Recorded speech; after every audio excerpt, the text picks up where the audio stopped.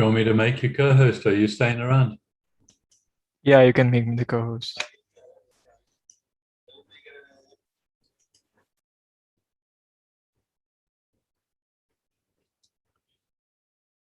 Are you staying for the whole lesson? Now I'm staying for like 10 minutes. A quick check-in.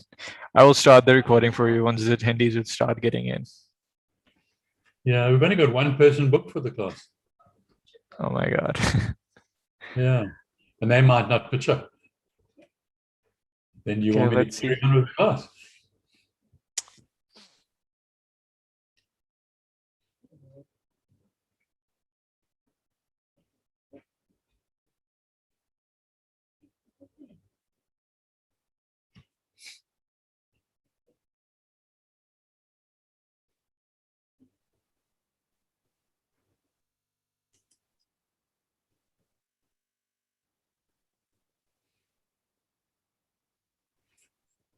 Hello, Dolores.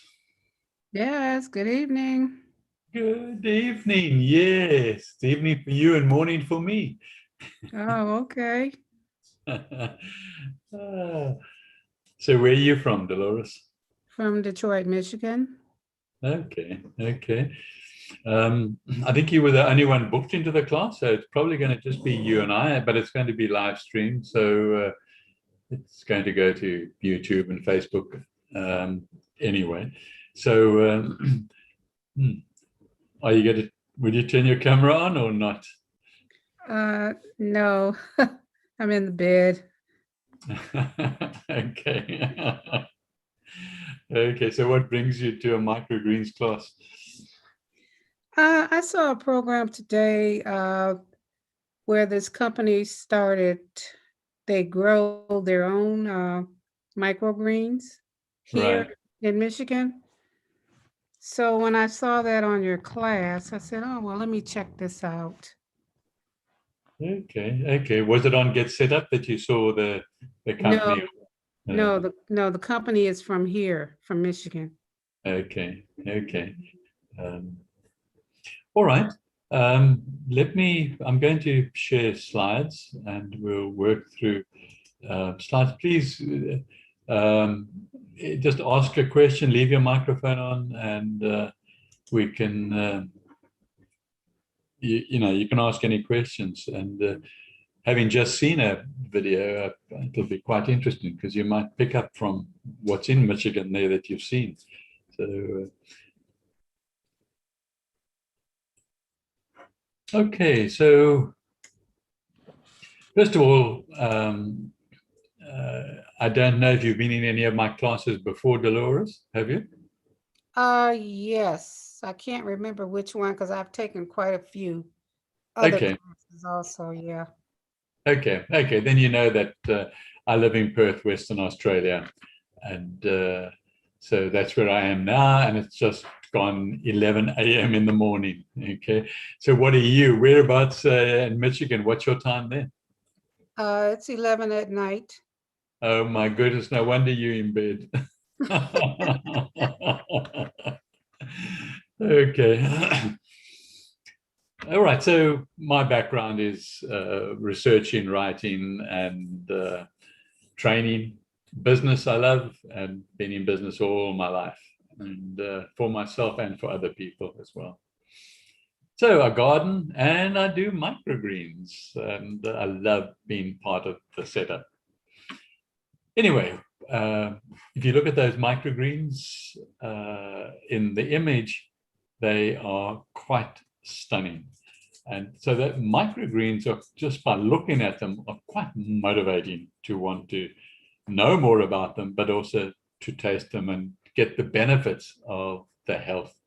But what are microgreens?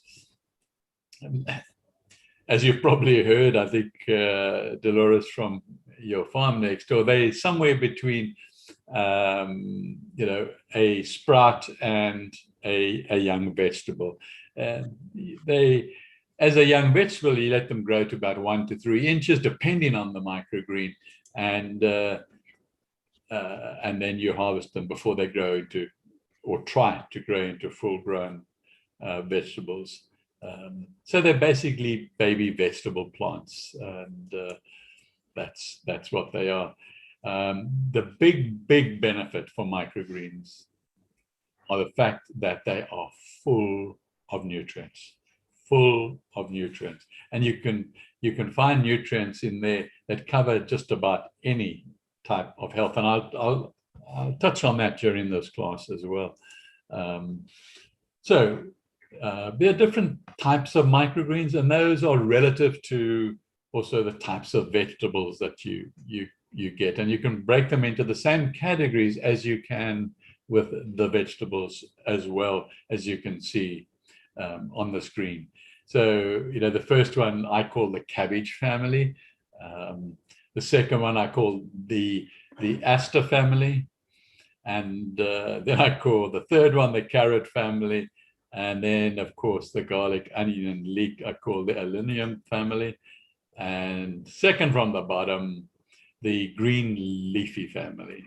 And then, of course, the gourd family at the bottom. So they're roughly the same as you would, as I've said, as vegetables. But there's a reason that I show the categories, because categories have different, what should we call them, characteristics. Okay, the one might be a little bit more crunchy, the other one, might have more nutrients in, and the other might have specific nutrients in. And the ones you see now are radishes, and they are particularly good for a whole lot of different things. So what is the difference between sprouts and microgreens? Well, as you can see from the image there on the left, the sprouts are the seeds that are just sprouted and are just starting to move outwards from the seed before getting any green and so on. And then on the right are the actual microgreens. They have now put roots into the soil, or whatever soil one uses, and now start to produce stems and leaves, and that's what you eat with microgreens. You eat the green, you do not eat the seed. Microgreens are grown. I'll touch on that in the class. I use soil, but there are other like mats that you can use, and we can chat about those. Sprouts, of course, you don't plant in soil. You put them in bottles and rinse them and air them, and then they sprout. Light is an issue, particularly with microgreens. Once they've sprouted and grown, you need to have good light, like a good windowsill that's facing the outside on a sunny day. But if it's snowing outside, you need to replace good light with maybe a growing light. And then you can put them anywhere in the house, as long as there's a growing light above them. So ventilation is a concern with both of them, but particularly, again, the microgreens.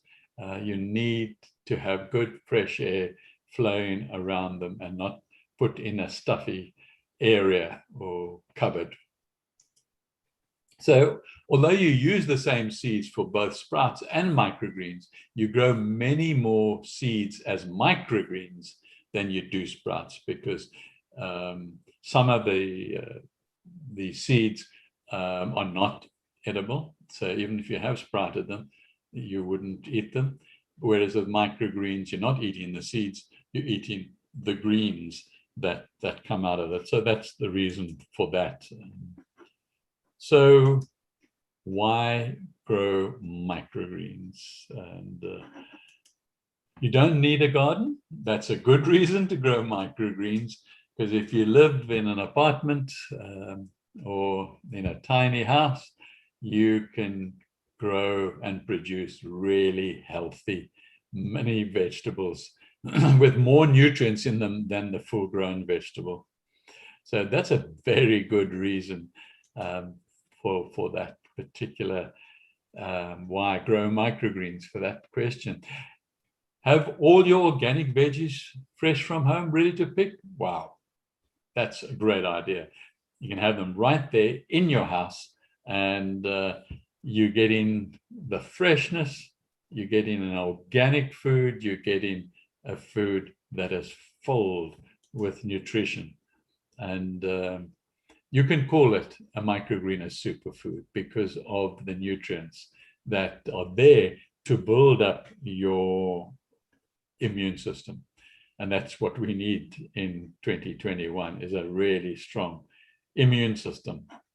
So you probably find that each individual has many ideas about why they would grow microgreens, but those are 3 really good reasons to grow microgreens.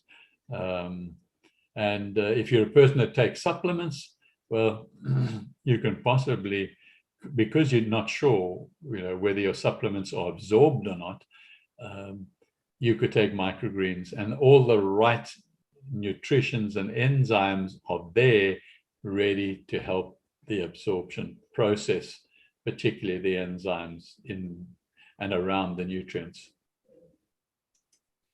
So, of course, they're very colorful and they're very tasty. Okay.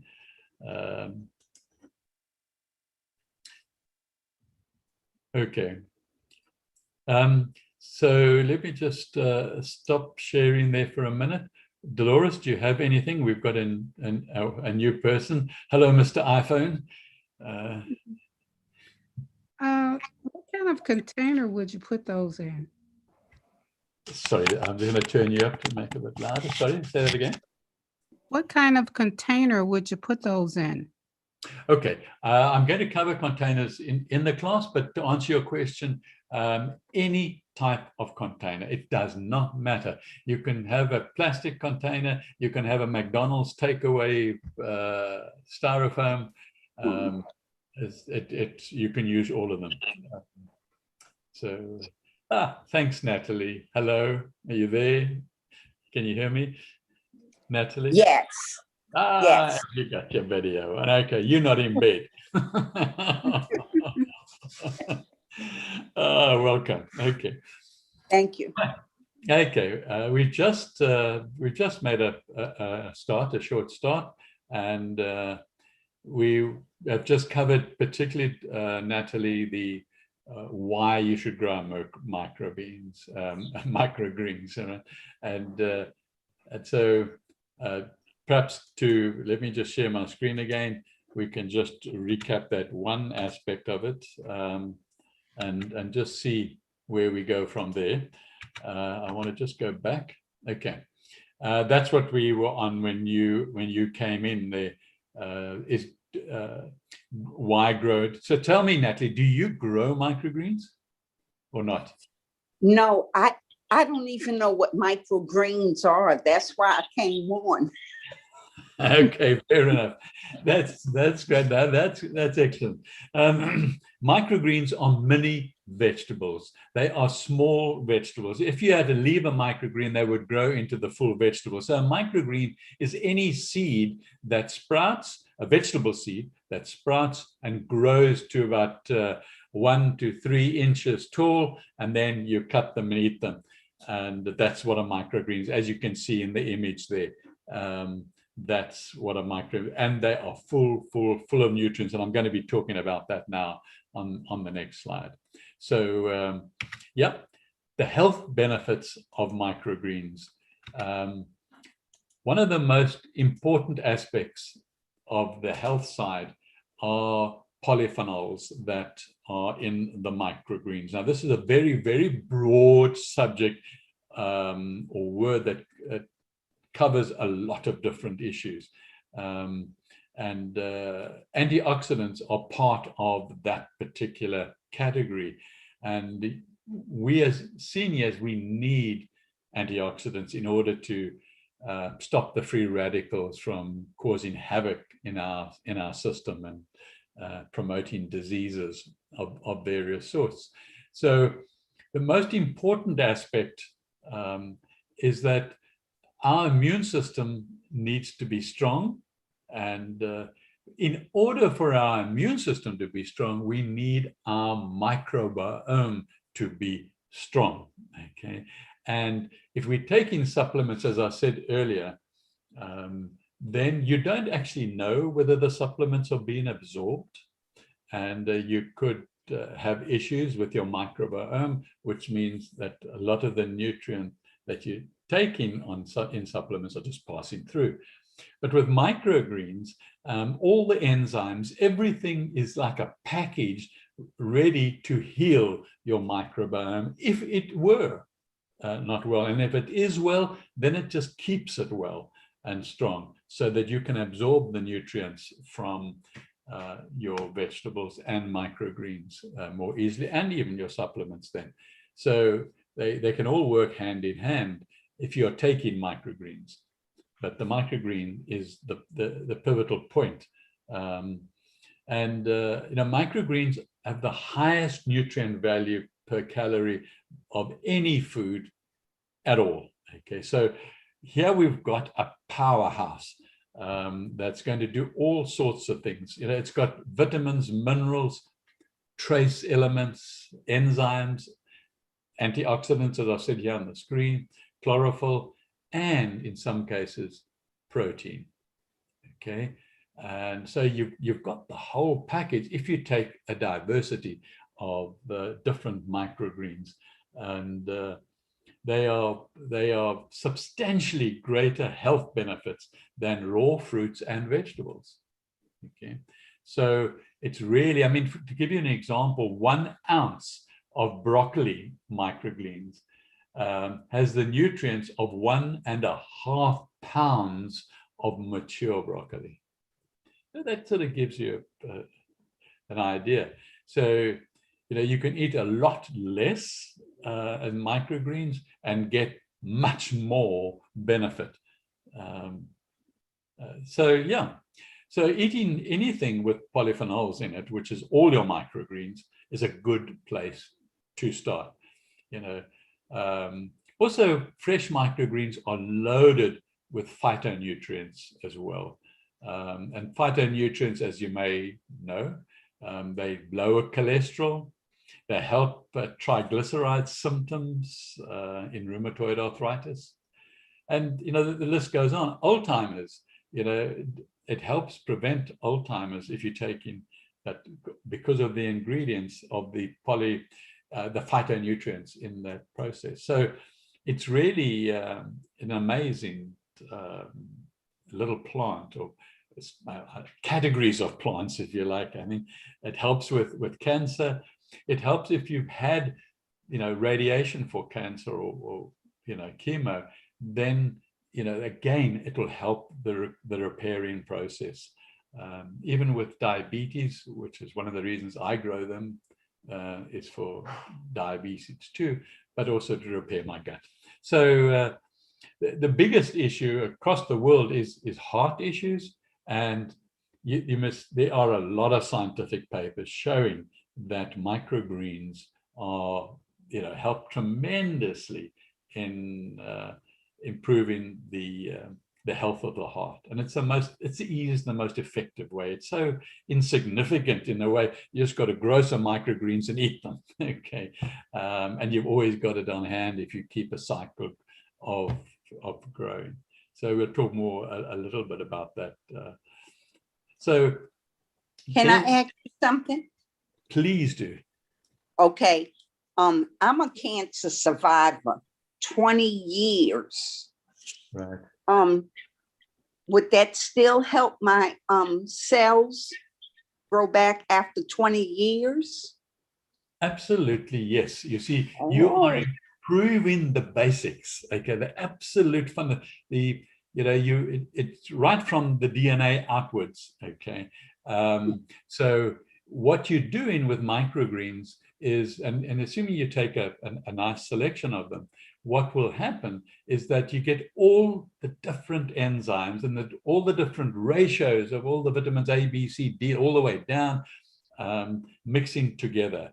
And then your microbiome knows exactly what to do with that. Okay, it's absolutely marvelous. So I urge you to grow your own, and rather than necessarily buy them. So, yeah, but thanks for that question. Does that answer your question? Yes, it does. Thank you. Pleasure. Okay. All right. So, depending on which particular microgreen we're talking about, which we will talk about them in the class today, but that the weakest microgreen will have 4 times more nutrients than its full-grown vegetable partner, if you like, and but it goes up to 50 times the nutrient value. So they just are absolutely essential in our diets, and especially because they're so easy to grow. And any time of the year, I mean, even if you go through snowing outside the yard, you can have a grow light and put it in the cellar, if you like, and you know, keep it warm, like you keep yourself warm. If you've got a room that's particularly warm in the snowy winter, then just make sure it's got a grow light, which they're not expensive at all. And you can buy them online. You can buy them online with the people that supply the seeds as well online. So, but otherwise, you know, you just put them indoors on a windowsill or out on the veranda. Okay. All right, so let's look at seeds. Now, I mentioned at the beginning that there are enormous number of seeds that you can choose to grow from. And it's almost the biggest problem with microgreens starting out is, what seeds do I start with? And there's no straight answer for that. So you could just start with any seed, and maybe your favorite vegetable or something, start with that. But there are other reasons that you could look at. And that's what I've done here in these 8 seeds that you see. Now, remember, there are so many more than 8 seeds. But if you just look at the images, you can see that each microgreen here looks different. Okay, so that's a starting point. But because it looks different, it's also clearly going to have different nutritional values. They'll all have different tastes to each other as well. And some will be crunchy, and some will have very strong tastes as well. But take the coriander. We're probably all familiar with either cilantro or coriander, the 2 words that are synonymous. They are very strong with fiber. So if you're having digestive problems or anything like that, coriander is one of them. There are others too, and I'll mention them later, that are really high in fiber and very strong fiber. But the coriander as well, you know, also has manganese, iron, and magnesium as the irons as well, which they're pretty strong at, and we need them. But the leaves are rich in vitamin C and vitamin K as well. And coriander also has protein. So you're getting a really good mixture of nutrients. Then they do have sort of what we might call minor nutrients as well, the coriander. You know, things like calcium, small amounts of calcium and phosphorus and potassium and so on. Okay, thiamine, niacin, carotene even. So, but they are minuscule amounts. Okay, but they're small amounts, but they're there, and they're there for a reason. They're there to help the whole process of the microbiome digesting and using all those things together in order to heal what needs to be healed. Okay, it's as simple as that. You take a substance like lutein or luteolin, yeah, I think that's how you pronounce it. That's a powerful flavonoid, which is part of the polyphenol family, which I mentioned earlier. Okay, and this I must tell you, Natalie, is helping tremendously with cancer prevention, and with chemo recovery and cell recovery, is the coriander. So, that's, I would suggest, one of the first things you look at, and one of the first seeds you in light of what you said to me a moment ago, Natalie. So, okay. And then if we come, sorry, say again. I just said thank you. Oh, Thank you. sorry. I saw your hand. I wasn't sure if you had put your hand up again or whether it was up from last time. Okay. If we go from the coriander on the top, going towards the right, you then get broccoli. We've all known a lot of good things about broccoli vegetable. And so you can imagine that the broccoli microgreen is also a powerful nutrient container. It's high in magnesium, whereas others are maybe low in magnesium. This one is particularly high in magnesium, and particularly high in manganese and zinc, copper, all things that we need, okay? And they also have, broccoli also has the essential minerals that we as oldies are often deficient in, okay? And if you don't like the taste of the full-grown broccoli, try the broccoli microgreen, okay? It doesn't taste like the full-grown broccoli. It's got a similar vague taste, but I find it quite pleasant, and but each to their own. So as we move now, we're going into the middle. On the top, the basil. Now basil, if protein was an important issue in your diet, maybe you're a vegan, basil is an important place to find your protein. It's one of the largest of its various nutrients is protein, okay? But it also has a vitamin E and all sorts of niacin, a very, very good source of fiber. So remember I said coriander had fiber, the basil has the fiber as well. The basil also has the vitamin A and C and K and B6 and folate and calcium, much more than the others, iron, and the magnesium, phosphorus, potassium, zinc, copper, and manganese. Okay, so the basil is a powerhouse of different nutrients, and so we will talk. Maybe some of those things are relative to certain other types of diseases, but I just think as an overall, basil really is one of those that should be around, and I allow one of every now and again a basil microgreen to grow into a basil bush, and I grow it in a pot, okay, and the one I've got here is already 2 years old, okay, and you cook with them, and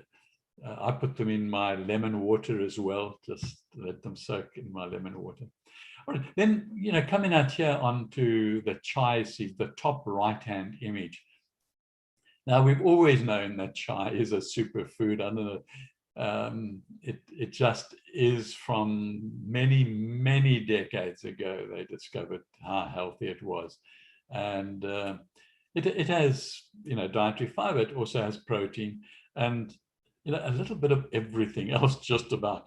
And it helps tremendously with your digestive function, if that were your problem, okay? And it's certainly for people who got diabetes, it really reduces the risk of diabetes, and also helps, if you've got it, to manage it while you're busy curing your diabetes, okay? So chai has its place. And, you find a lot of chai seed just in like breakfast cereals or something like that too. And the reason is that it's powerful. Now, I'm not going to go through necessarily all of these, but I have to mention the bottom left-hand corner, which is the radish.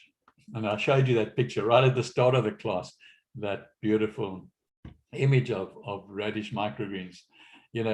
Not only do they contain vitamins A, B, C, E, And K, they also deliver calcium, iron, magnesium, phosphorus, potassium, zinc, and that's not all. Radish sprouts are rich in essential amino acids. Wow. Okay. So they've got all of them. So radish is, for those essential amino acids, and the chlorophyll, it also has chlorophyll, is very important for us oldies again, and keeping our microbiomes up and going. So radish is another, if you've got none of the other issues that I've spoken about, like cancer or diabetes, then radishes are a good place to start, or just to include those. So, so, it goes on, from the parsley and the sunflower seeds, they all have and they're all relatively easy to grow. Just about all seeds. I mean, there are some exceptions, but I'm not even going to mention them, so as not to confuse you. But any seeds I mentioned here in this class, or show you images of, they are easy to grow. Okay, and I'll show you how to grow them in a minute. So let's just take a question time now based on seeds and what I've just said. Are there any things that anybody would like to ask? Yes. Do you eat those raw, or do you cook with them? Okay. Thanks for the question. I'm going to show you at the end the ways of how to eat them, but to answer your question now, you can cook them, you can cook with them, you can eat them raw. It doesn't matter how you digest them. If you're going to cook them, the only thing you may lose is some of the vitamin C, okay? But otherwise, it keeps all the other nutrients that I've mentioned. And so you can sprinkle them, on top of anything. You can make smoothies out of them. You can garnish with them. You can put them with your McDonald's hamburger. So, yeah, as long as you eat them, as long as they get into your stomach. All right, that's it. Does that answer your question? Okay. So you can add them to your salad? Oh, yes. Oh, that's the first place, definitely. Add them to your salad, and I'll show you some pictures at the end, some images of adding them to your salad. It's almost the obvious place to put them, because now you've got other salads, and so yes, add them to salad is also a great way of eating them. Okay. But you can make a smoothie out of them too. It's nice. But I'll show you that. Okay, one more question. Can Sure. you buy them as they are, or do you have to grow them yourself? You can buy them, and just about every supermarket, certainly in Australia, they sell fresh microgreens. And the only sort of hesitation I have, and it's not a really serious one, is that they may not have been grown organically. So there are some labels here that say organically grown on the packet, okay? And I then naturally buy those, because if they're not organically grown, that means they are grown like ordinary vegetables are grown, with insecticides and pesticides and, artificial chemicals in the soil and so on. So look for the word organic but yes, you can buy them and eat them if they're organic. Okay. So where would I get them here? I have no idea. I've only traveled your country from top to bottom twice in my life. And that is long before I was into microgreens. But I would imagine in any shop that sells vegetables, okay? Any shop or supermarket that sells vegetables. Okay. Where I'm in Charlotte, North Carolina, yeah. and they sell it in all the grocery stores. Okay, there we are. But I would sure love to grow mine. Right. Yeah, it's nice when they're right there, and they are easy to grow. Okay, and when we show you how to grow in a minute, we'll talk about sort of clean ways of growing and dirty ways of growing. Dolores, does that answer your question? Yes, thank you. All right. Let's go back to sharing. Okay, so I put this slide in because it gives you another option just to be aware of. You certainly wouldn't choose seeds necessarily up front in the beginning for these reasons, but there are certain microgreens that have a crunch, and the peas, which are a really easy seed to grow, they also slightly on the sweet taste, and they have a crunch. Okay. And it's just like taking a pea out of the pod, a young pea pod, and eating it. The same sort of taste, but also the same sort of crunch. Okay, so but so you can see on your screen the sunflower and some of the bean shoots as well also have a crunch. So that, I like the crunch, and it's nice to have if you're going to put it in a salad. It's nice to have the crunch there, or wherever you eat it just by itself. It's nice. I find it pleasant to have the crunch. So you can do it certainly for the color, because many chefs bring an element of theater when it comes to when they deliver the food in your restaurant with microgreens. Those are all edible microgreens of different colors that make your whatever you're going to eat really look fantastic. Okay, and yeah, you find that the red amaranth, for example, and the kale, another one, they really got a color. Purple basil, yeah. So the colors really, if you entertain people, it's great to have a different variety of color of microgreens. So you were doing it then particularly for the color, but knowingly that they're very healthy. It adds tremendously to the health benefits of the meal that you're serving up. Okay. And then you might buy them or grow them for the strong taste. And some of them have really a punchy taste, like cilantro, for example, and basil. Very punchy taste, very strong taste, and you might love it to bits. It might be your thing. So again, just in the future, as you would choose different seeds, start becoming aware of these three things, particularly the taste, because you don't want to grow stuff that you actually don't enjoy, just to get the nutritional benefits. Okay.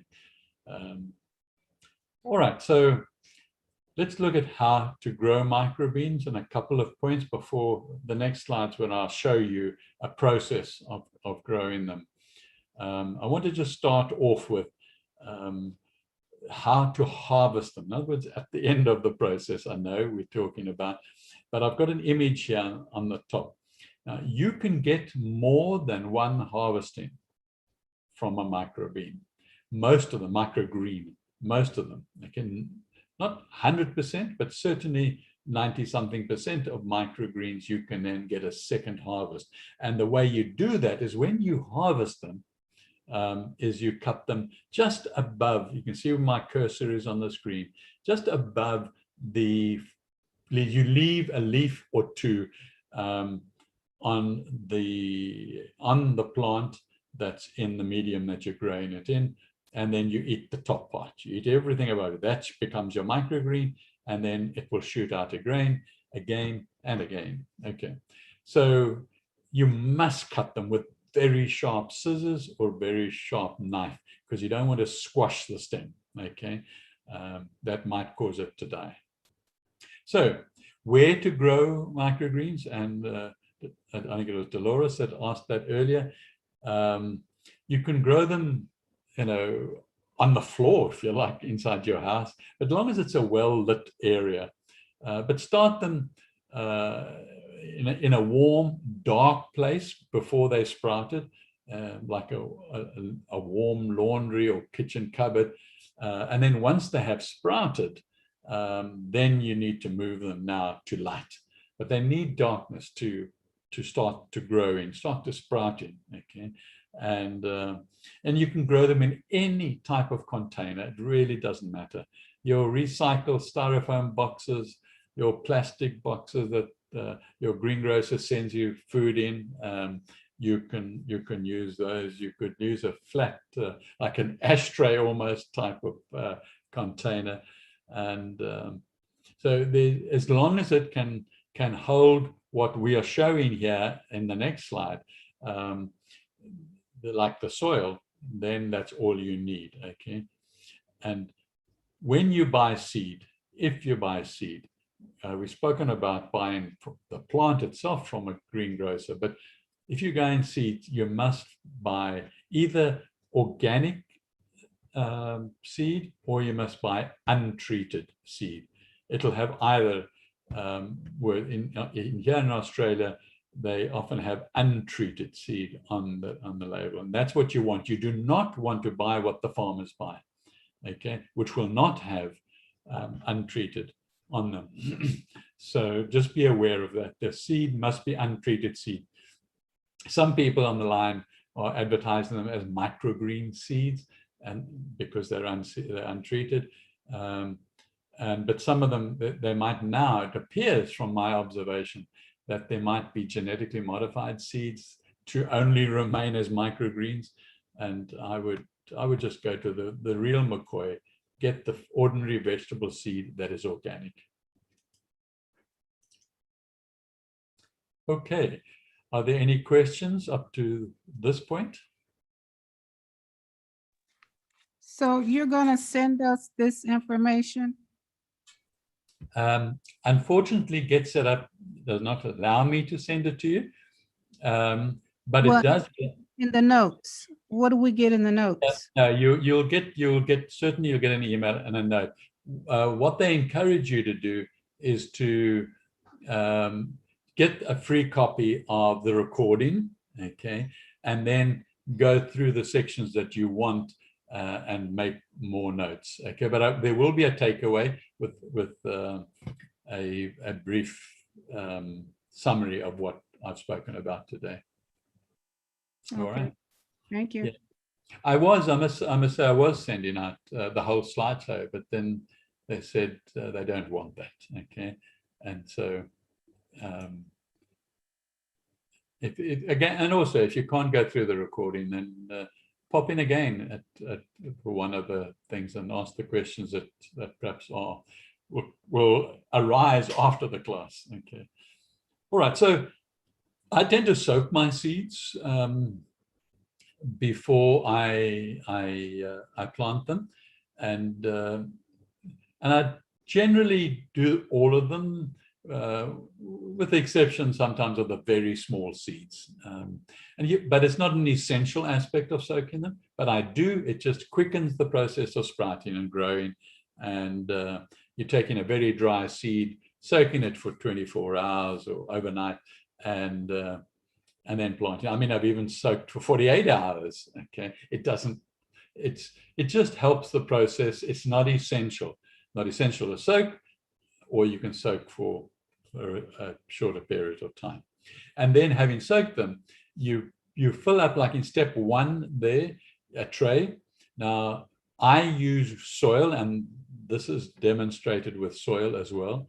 And but if you buy your seeds from online from somewhere, by just searching microgreens, they don't like shipping soil around, okay. I think there's actually regulation about it in some countries. So they use other mediums instead of soil, like coconut mash and hemp seed made into a mat, and there are a number of others, and they all work, okay. So there's not a problem with that.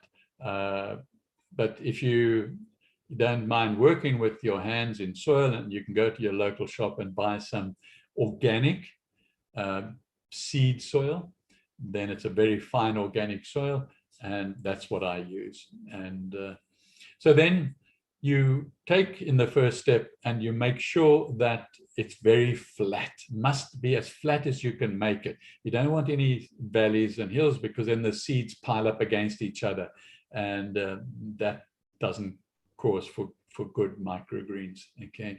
So you make sure that it's nice and flat. Then in step 2, you sprinkle your seeds on in any way you want to. I actually put them in my hand, put my fingers together, and I sprinkle them on my hand. Other people use like salt cellars, if they're very fine seed, or some sort of sieve as well. So it doesn't matter how you put them down, and as long as it's flat, you'll find that you can grow them as close together as you want to, as long as they're not on top of each other or half on top of each other because of a valley that they've fallen down in your tray.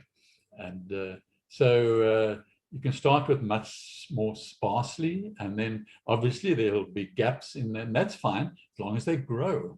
Okay, and yeah. So it's actually very pleasant just to walk past your tray, and you've got the knife lying there or the scissors, and you just chip. You're going to stand in your garden or stand on your veranda, just eating a couple of microgreens as you're waiting for life to go by. All right, so sprinkle the seeds across, and then if there are 2 ways of doing this, you can leave the seeds on top of the ground, okay, and you just sprinkle some water. I use a spray can, in fact, because a watering can sometimes just puts too much water and then creates also some valleys that you didn't want. So I use a spray, just an ordinary spray bottle in the house, and spray it on the top.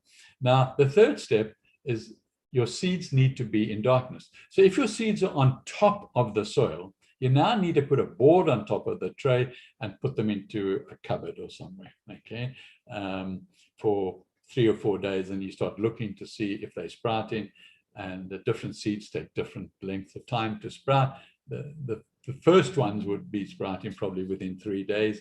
Others might take 6 or 7 days to sprout, depending on the seeds.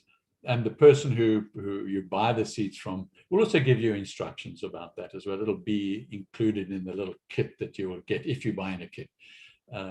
So you can put a board. I don't put a board on top, or what I first do is I put soil on top of the seeds. So I put the seeds in darkness with soil. Okay.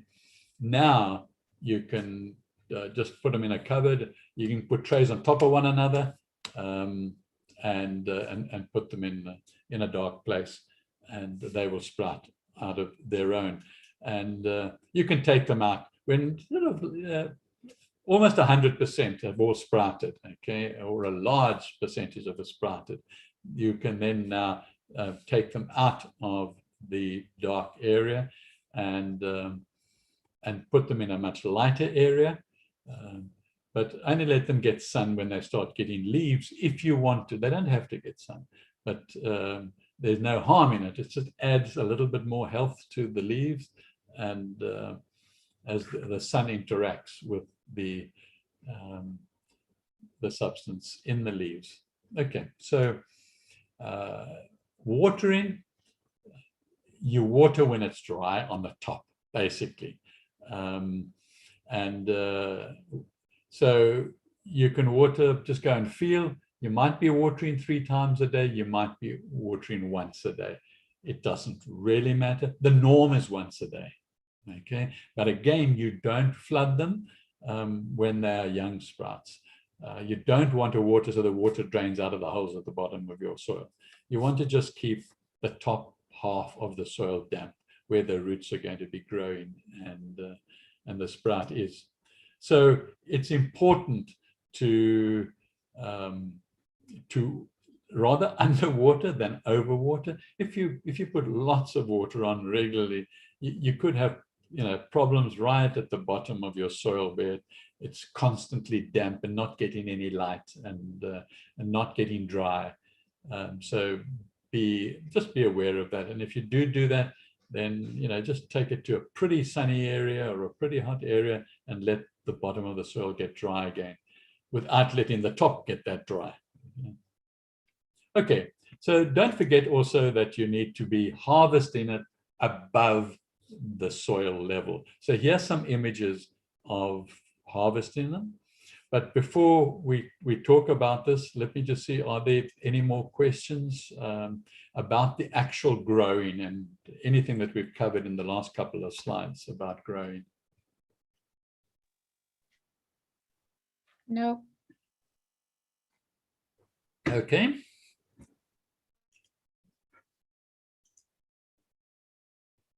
So you can see from those images, they're harvesting them above the ground, and you can see there's some green left where they have taken the microgreens off, and those are those leaves. They're now going to get to grow again, and so they leave a couple of leaves on each plant, and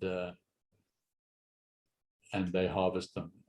Now, if you are going to store your microgreens, and I suggest that you don't harvest from your own growing and then store them, but you might go to the grocery and buy microgreens, organic microgreens, and then you've got to store them. Okay. So then what I would suggest you do is you take 2 pieces of paper, as you can see in the image, and you dampen the paper. Then, having dampened the paper, you put the microgreens in between the paper. Then you put the paper into the Ziploc container and you put it in the fridge. And if you do it that way, they're going to last more than a week fresh. But if you don't put the damp, that needs moisture to store. Okay, if you don't, you're going to have a problem. And also, do not wash your microgreens before you store them. Okay, only rinse them when you are going to eat them that day or that morning or even an hour before the meal. Okay, then rinse them, and you should rinse them before you eat them. Okay, so it's important to do that. So storing, that's the way to store them. Okay, we're coming now towards the end of the class, and I said we would share some pictures of how to eat your microgreens.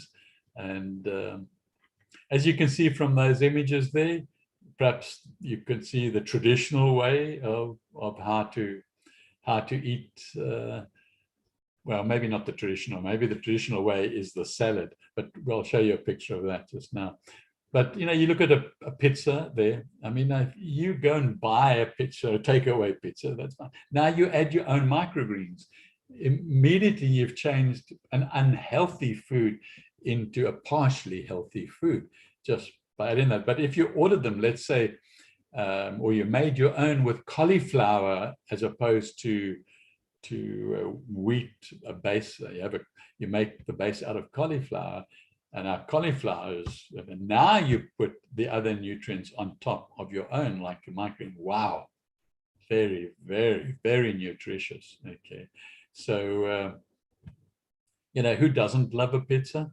But the boys' problem, I always feel guilty because I think I've got to make it myself. And then on the left hand side, there is a drink, okay, and it's a wheatgrass and broccoli microgreen that people juice and then create. The wheatgrass and the broccoli make a good combination, but you can add extra microgreens in there as well. But that's the base. You start off with those 2 microgreens, and as I said before, there you can actually put them onto burgers, preferably homemade burgers. You put them in the meat, you can cook with them, you can put them just before you eat them. And yeah. So now what have we got here? We've got a pea shoot savory pancake, okay, with microgreens. And you can see the salmon. And the pea shoot particularly because it's got a slight sweetness, and I told you it's such a delicious taste. And so you can put them with pancakes. And here on the right-hand side, you can mix it with a roasted acorn squash microgreen quinoa salad. Okay, what a mouthful. But just look at the microgreens there. Really, you've changed what was a healthy salad to a super healthy salad. Okay, and here's on the right, it's a typical salad, a spring salad where you mix the microgreens in.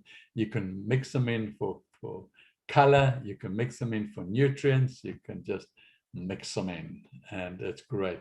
On the left of that, you can use it with dessert. So here we've got a strawberry chocolate tart, again with the pea microgreens because of the sweetness of the pea. You know, goes with, so you can put it with your dessert. I mean, it's absolutely super to have. Now, lastly, you know, we look at this array of images that you see here. I mean, what other name can you call this left top salad up here other than a rainbow salad? With all types of salad, including microgreens and things, all chopped up and in there. That sort of salad is, you're going to impress yourself big time. You create a salad like that.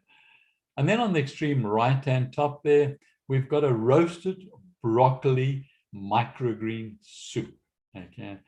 Now you're going into summer, we're going into winter, so we're already eating more soups than we do in summertime. But the bean and sunflower soup is also awesome. Okay. So yeah, you can do all your own things. Then you've got underneath there, you've got roasted beef sandwiches, tea sandwiches, I think the Brits would say. And again, you can sprinkle those on anything to enhance the flavor, because you know sometimes those little things don't have too much flavor, and so you could put a really sharp tasting microgreen on there. And then on the left, well, that's not quite a bittersweet salad there.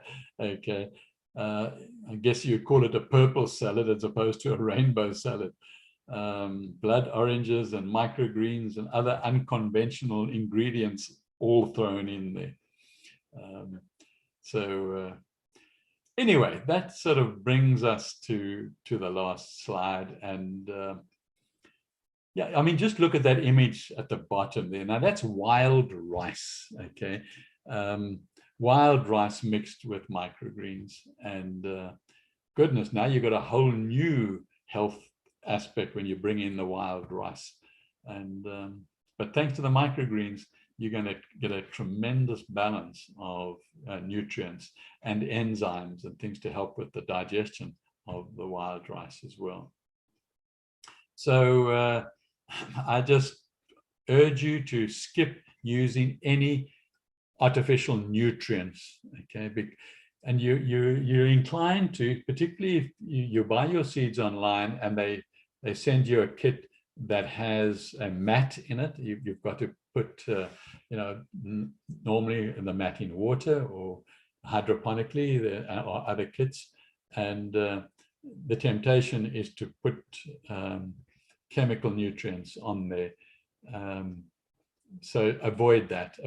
You could, nutrients, sure, as long as they're organic, natural nutrients in the water, for those sort of things, then that's fine. But you don't need it if you're using organic soil. You don't need it because organic soil supplies a lot. And then the light with the leaves supply a lot and put them in the sun for a couple of hours when they're growing quite nicely.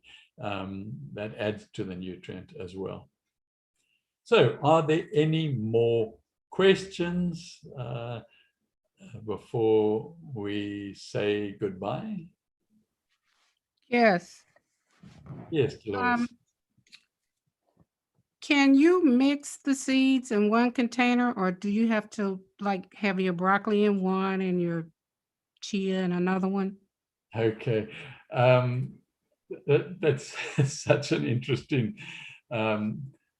question, because I only about 3 months ago, I really mixed the seeds, okay? I even took seeds from my breakfast cereal that were seeds, and I put them all in one tray. I wanted to see what would happen. And what happened was they all sprouted, but they sprouted at much different. So one sprouted within 3 days. The other one took 9 days to sprout. Okay, so you've got all these different heights of microgreens. You can still go chopping them off one at one, but you can't get a handful. Okay, because they're all at different levels.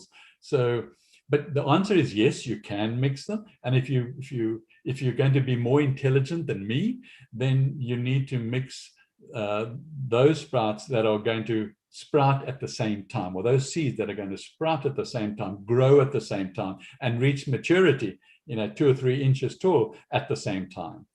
Then mix them. Very good idea. Okay, but it needs some experimentation, and you can ask the person you get your seeds from as well, which one sort of would be the best ones that he sells, because they don't all sell all the seeds.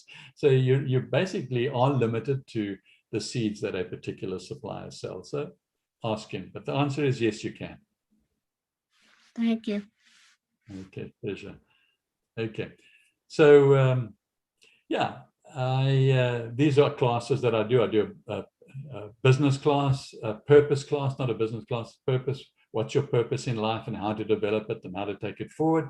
And you can see those at the same time every day, a new class that forwards on as far as your purpose in life is concerned. Then on the left-hand side here, you get Liz, who loves to hear from you and loves to talk to you about get set up and so on. And she does the blogging and writes articles in the thing. So, send her an email saying whatever goes.